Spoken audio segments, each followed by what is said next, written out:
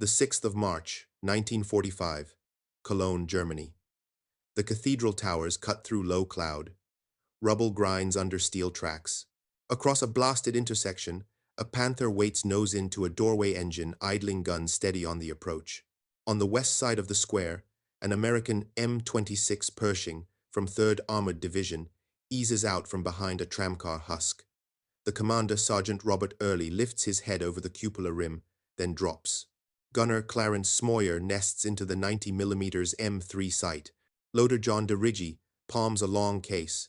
The Pershing's crew breathe in the smell of cordite and brick dust and oil. For months, German panzer crews had told each other the same rule: front armor of Panther and Tiger was safe against American fire at any ordinary distance. Most American tanks they met were 75mm, Shermans. The heavy, confident calculus felt proven through the summer and autumn of 1944. But the battlefield had shifted.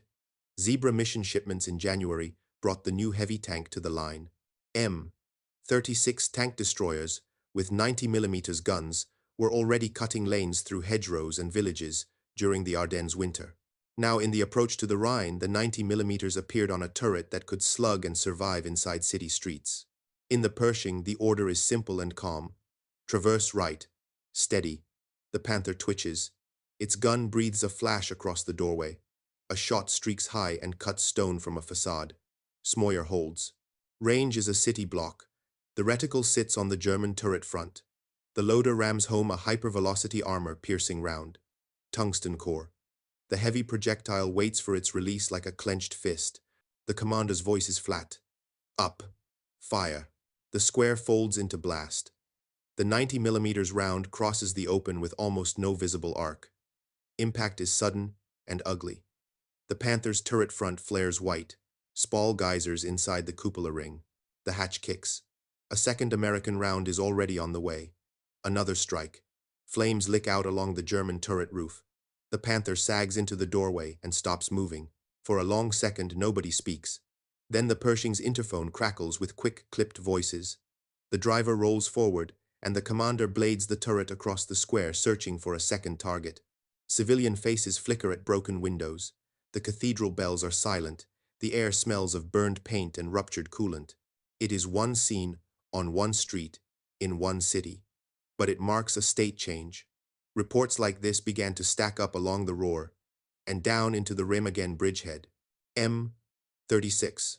Crews from 703rd Tank Destroyer Battalion, long attached to 3rd Armored Division, were already writing after-action notes about front plates holed at distances crews had once called safe. The new 90mm was not a theory. It was a workable, repeatable procedure. Find, fix, feed the gun. Keep the range where the tungsten core holds velocity. Keep the sight picture clean. Work the problem. German confidence had been built on repeated trials against earlier American equipment. In 1944, many Tiger First and Panther crews had taken hit after hit on their thick noses and shrugged it off if the range stayed wide. Instructors and veterans told younger crews that frontal immunity existed beyond a few hundred meters. But late winter 1945 offered a different rhythm. The Allied push across the Ruhr in February, the fight into Cologne in early March, and the seizure of Ludendorff Bridge at Remagen on March 7 put fresh, heavy American guns into places where Germans expected only medium armor and thin-shelled tank destroyers. The result was kinetic, visible, and demoralizing. Inside the American formations, the process stayed unemotional. 3rd Armored Division's battalions moved on phase lines. Traffic control points kept ammunition trucks flowing toward forward refit points. Crews rehearsed target designation range calls and loader drills in barns and cellars between pushes. The 90mm M3 was treated not as a miracle, but as a tool with clear data. For armor-piercing, capped for high explosive, and for tungsten core hypervelocity armor-piercing crews logged where to hold, how the reticle read at known city distances, and what angles broke a turret ring or opened a lower glacis. The gun did not end the war. It shortened specific fights. Across the line, German panzer platoons transmitted terse radio messages about new enemy heavy tanks in the city grid. In the West Bank towns, Tiger crews that had laughed at reports of American heavy tanks in January now heard bridgehead rumors through battalion nets. A Tiger waiting on a long road could still be dangerous. But the clean, simple story about frontal safety had become a question mark. The word traveling along company tracks was sharper. Now watch the angles. The new long gun bites. Cologne's square empties of movement. The Pershing's engine note drops to a low thrum. The loader skims another round from the rack and sets it ready. The commander keeps his eyes on upper windows and alleys. A street cat noses out and vanishes. The cathedral holds its ash-gray pose over the river.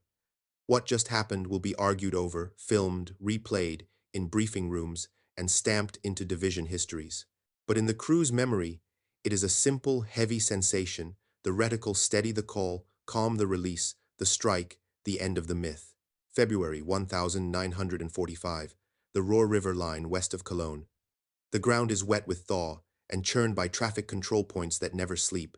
Columns move by the book, engineer bulldozers, bridging trucks, ammunition, lorries, tank destroyers, then tanks. M26, cruise ride buttoned 90 millimeters, barrels strapped forward each vehicle, carrying a short card of range holds scribbled in pencil and plastic. The notes are plain turret front, hold center at 800, lower glacis, hold low at 900. Mantlet, break the ring, hypervelocity armor, piercing best at mid-range. It is not romance. It is a checklist. Across the river towns, German platoon leaders repeat an older catechism over the radio. Keep the nose toward the enemy and stay past the danger band. The danger band, they say, begins only when American tanks get close. That teaching grew out of months of fighting Shermans at distance and winning the math. Now, with the 90 millimeters at the front in real numbers, the math shifts. The new gun does not require knife fight range. It wants sightlines, a steady rest, and time to feed the chamber. On a frost-bitten morning east of Düren, an M36 from a battalion long attached to 3rd Armored Division slides into a farmyard and noses its muzzle through a broken door. The destroyer has no turret roof. The crew keep their helmets low, eyes on the sight and the loader's hands. A panther cuts across a lane beyond the hedgerow gap and presents the angle every crew studies in training posters. The commander's voice is flat in the interphone: hold, fire. The 90 millimeters speaks once. The tungsten core shot hits below the German gun, where the curve of the turret cheeks narrows toward the ring. The panther staggers smoke, tumbles from the hatch, and the vehicle rolls crooked until it meets a wall and stops. The crew in the open-topped American machine do not cheer. The loader is already dragging another round from the rack. The gunner is already dialing for a second lane. After-action entries stack up in battalion logs between the Ruhr crossings and the west bank of the Rhine. Notes repeat the same pattern: hits, recorded at 600 to 1000 meters, on targets that had once been judged frontal safe. Side angles not required if the sight picture is good. Hypervelocity armor piercing, preferred when available. Armor piercing capped if tungsten is low. Ammunition officers write requests that sound like factory memos: bring more tungsten as roads open. Balance loads between destroyers and new heavy tanks. Zebra mission stocks push forward. The language stays dry, which is how the system wants it. The 7th of March, 1945. Remagen. Ludendorff Bridge stands where no one expected to find it. 9th Armored Division seizes the crossing in a rush of luck, grit, and procedure, and then pays for it with every hour of counterattack and artillery the enemy can muster. The bridgehead brings every kind of vehicle into a tight pocket on the east bank. Medium tanks grind ramp dust into paste. Tank destroyers nose into cellar mouths and shell holes. A few Pershings appear like new tools taken from a crate and put straight to work. German armor pushes toward the bridgehead from the hills and from the road net along the river. The old rule about frontal immunity meets a new task list: cut approaches, break, counterattack timing, make the other side doubt the next dash. In the half-light of a Remagen afternoon, a Pershing crew kneels the gun across a narrow street and watches a crossroad at 800 meters. The commander calls the range low and reminds the gunner of the hold. The loader whispers that tungsten is up next and taps the base of the case with his glove. A Mark IV darts across, then a Panther follows with its nose high over shell holes. The sight picture steadies for a heartbeat, and the 90 millimeters sends the shot. Impact under the mantlet, exactly where every stateside gunnery film says to put it if the angle is not clean for the lower plate. The German tank skids to a stop turret, twitching smoke rising. American infantry flow past, heads down, not pausing to stare. The bridgehead breathes a little easier, not because a single tank has burned, but because the procedure worked on time. German reports from this period grow tense. Company diaries that once sounded amused about American guns now hedge and warn. The tone shifts from laugh to list. Beware the long American gun in towns.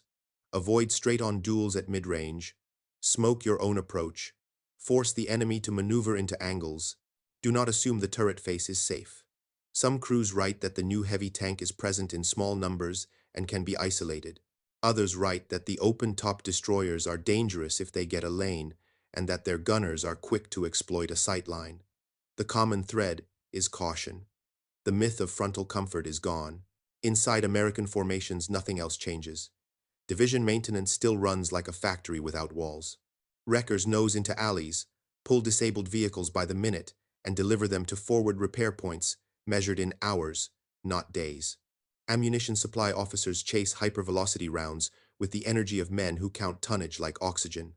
Crew drills remain the anchor. Loader hands do not shake. Gunner eyes do not lift from the glass.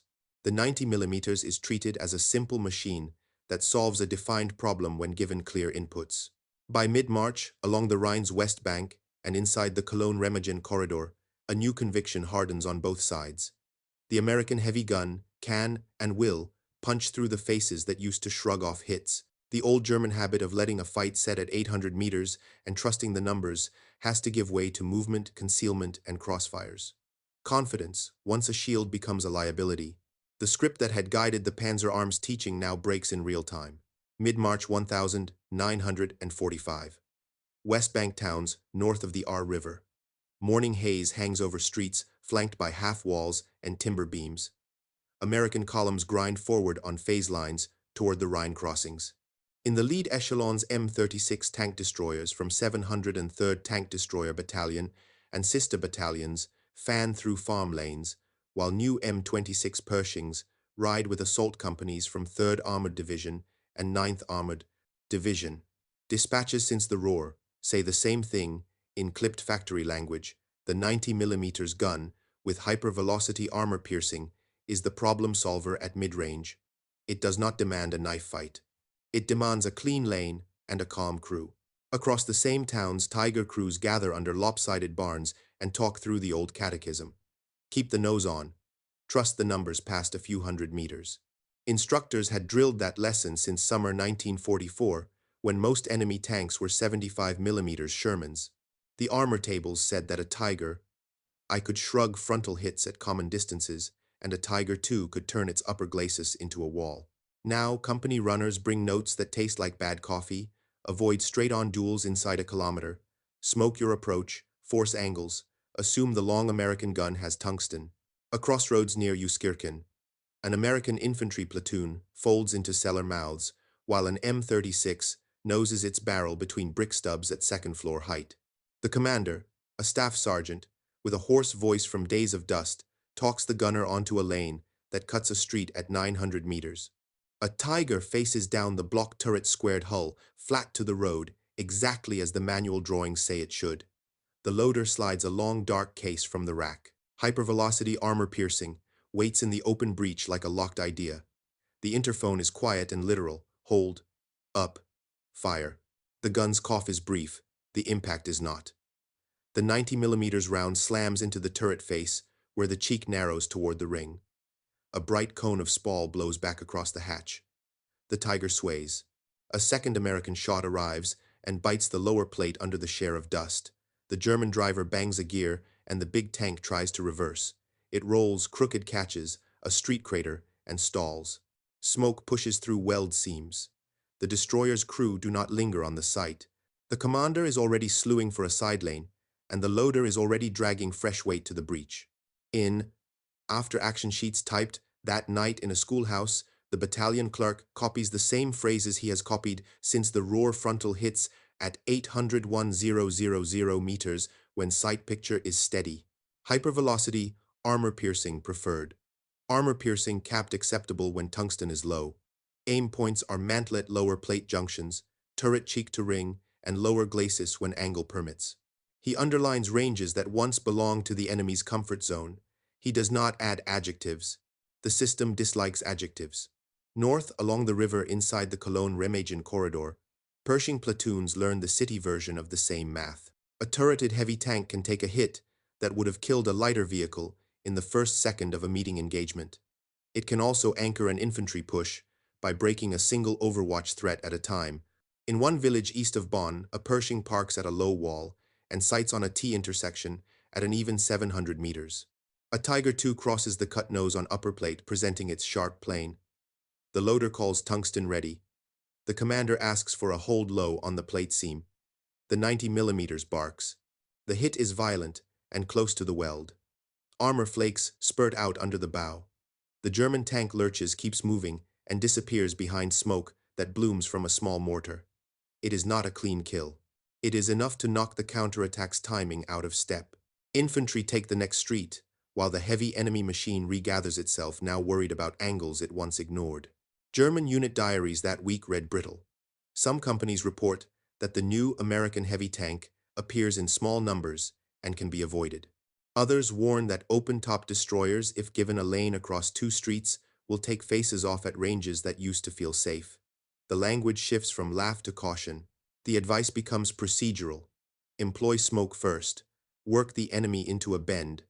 Avoid showing the turret face in a straight street. Do not stop at mid-range without defilade. Expect tungsten. American procedure does not change tone.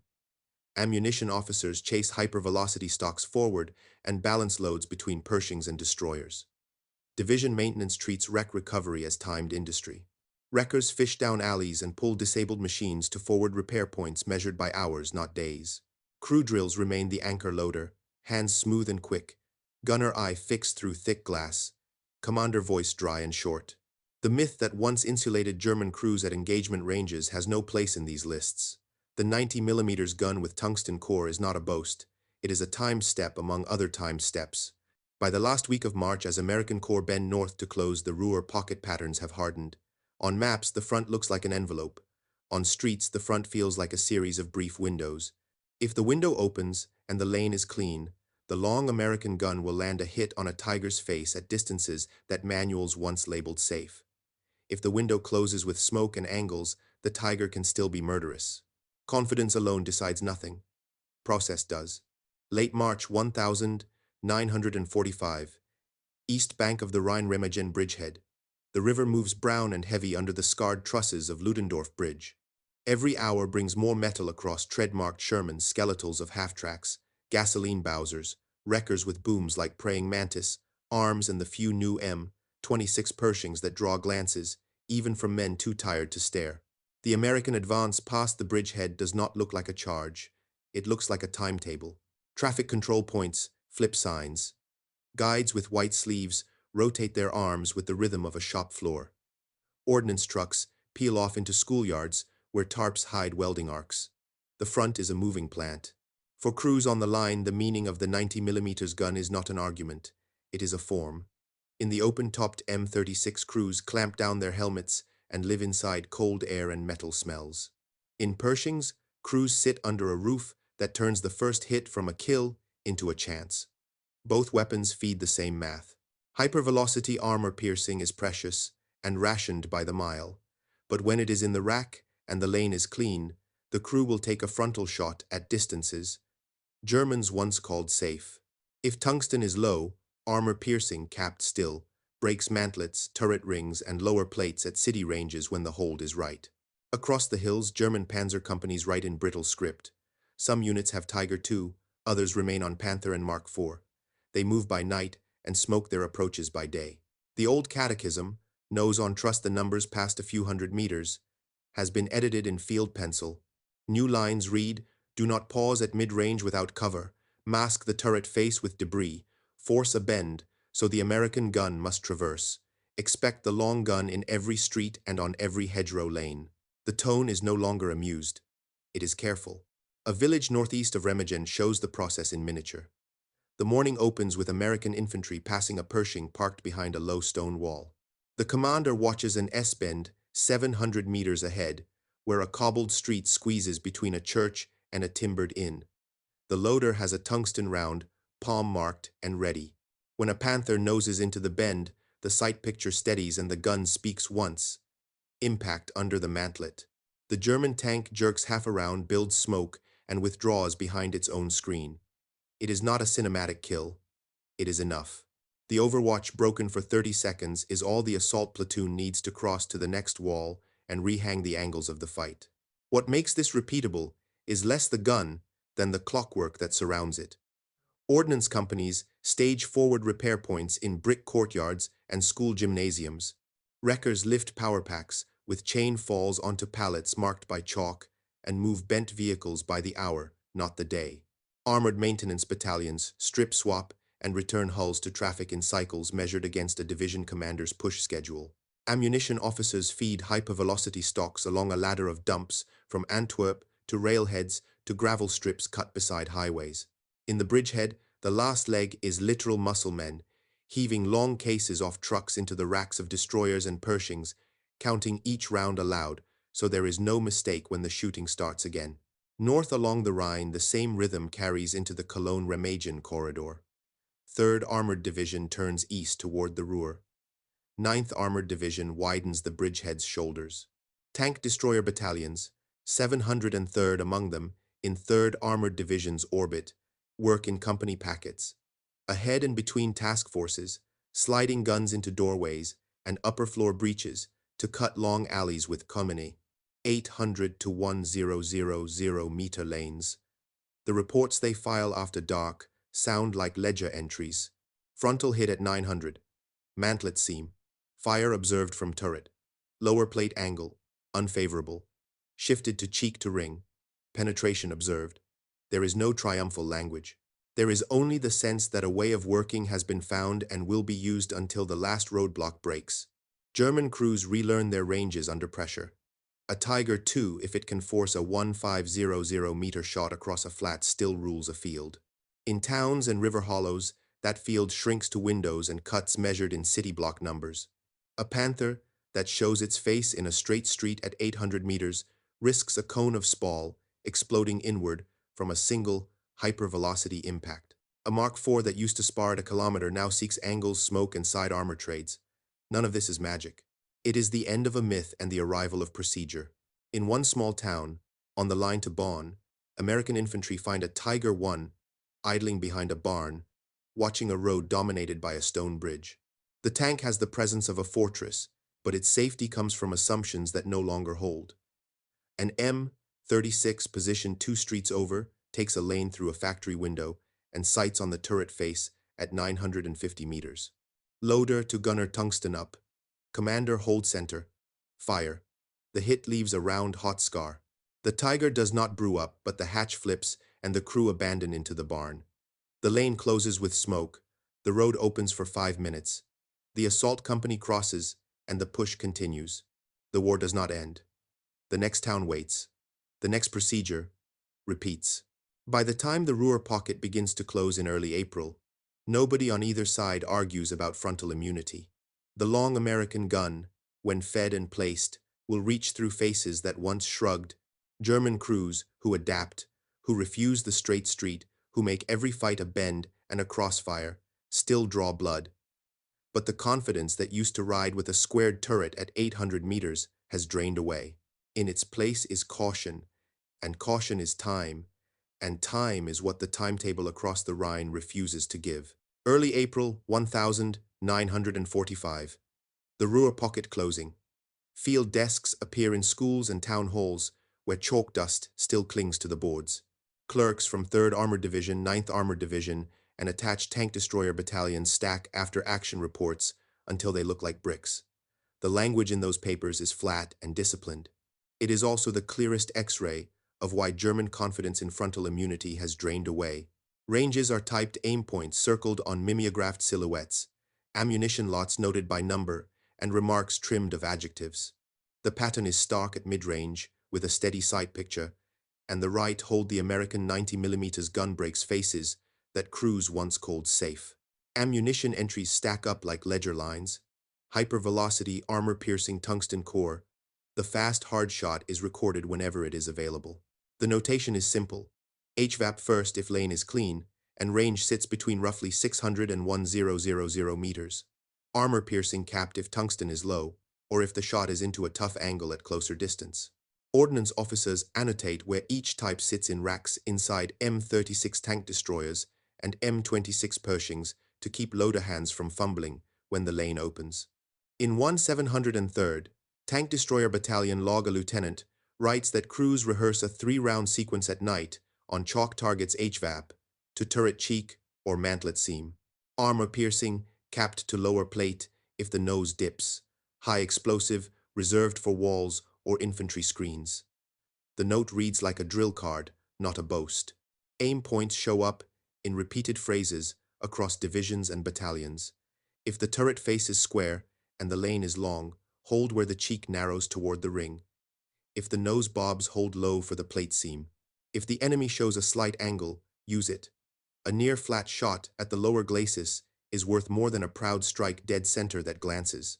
Crews underline what they already proved from the Roar to Cologne mid-range is not a comfort zone for panthers and tigers when the American gun has time and tungsten. City blocks and village cuts are full of those mid-ranges. Maintenance and supply logs reinforce the same lesson without ever mentioning armor. Wreckers arrive on time. Forward repair points turn damaged vehicles in hours.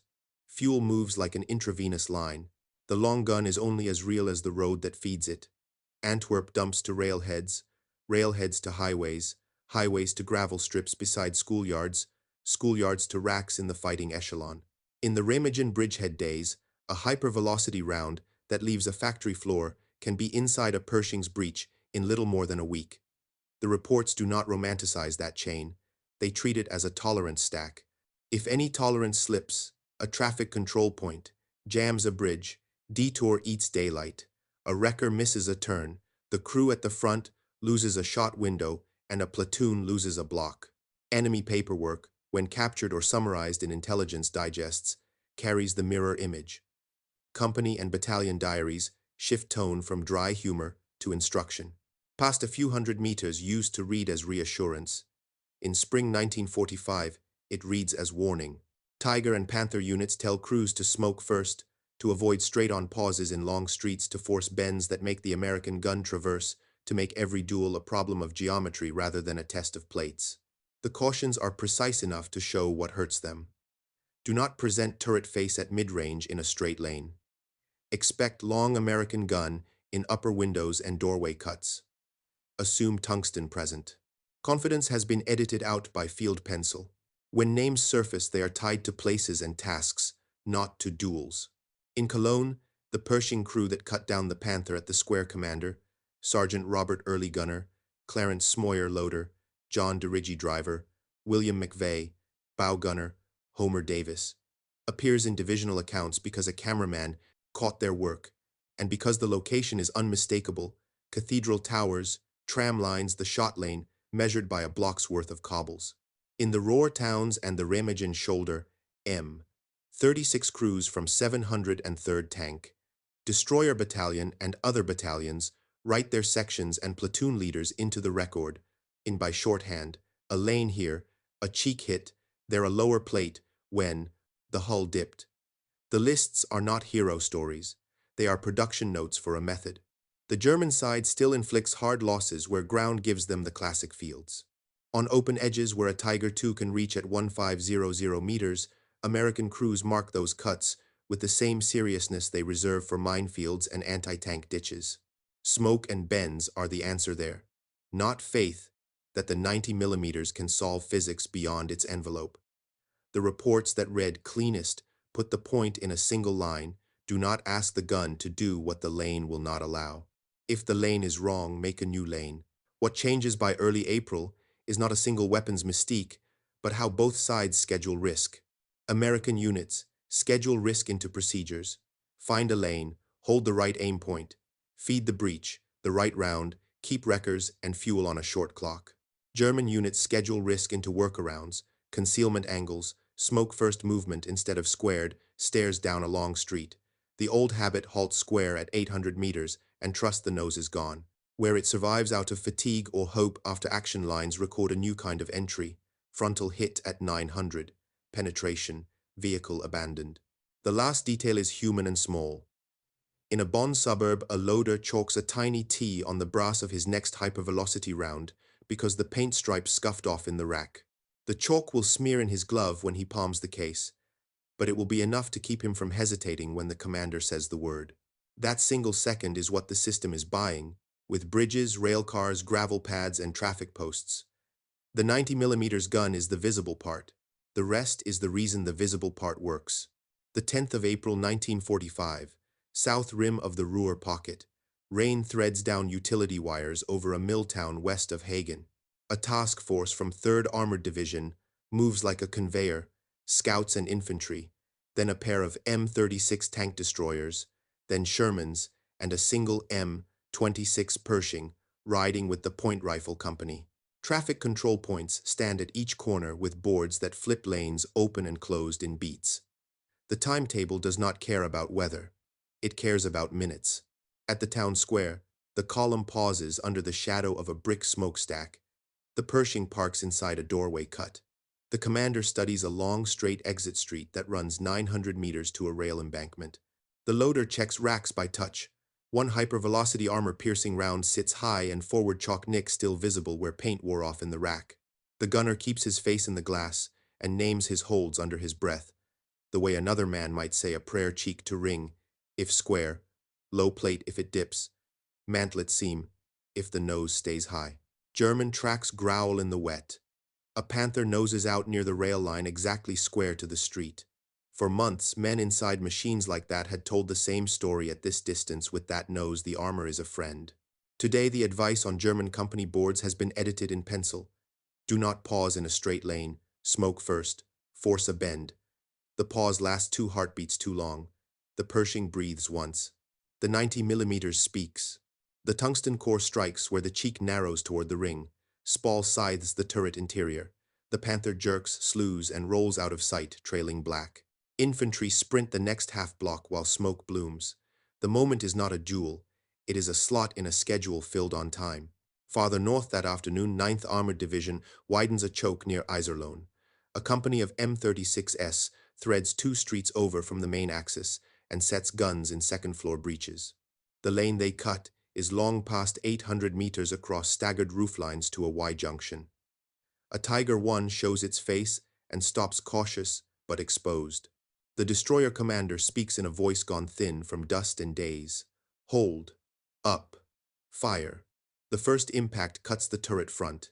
The second arrives before the echo fades. The big tank backs away crooked, then vanishes behind a gray wall of smoke thrown by its own support. The American crews do not wait to see if it burns. They use the open 10 seconds to let engineers run a reel of wire across the street and move the infantry line 1 door deeper. The ledger entries that night will read like a machine. Report range 900, cheek to ring, penetration observed, movement continued. The 12th of April, 1945. The jaws meet near Luedenscheid and Wetter. The pocket begins to heave inward instead of outward. Prisoner cages fill with men in stained greatcoats who still smell of fuel and brick dust.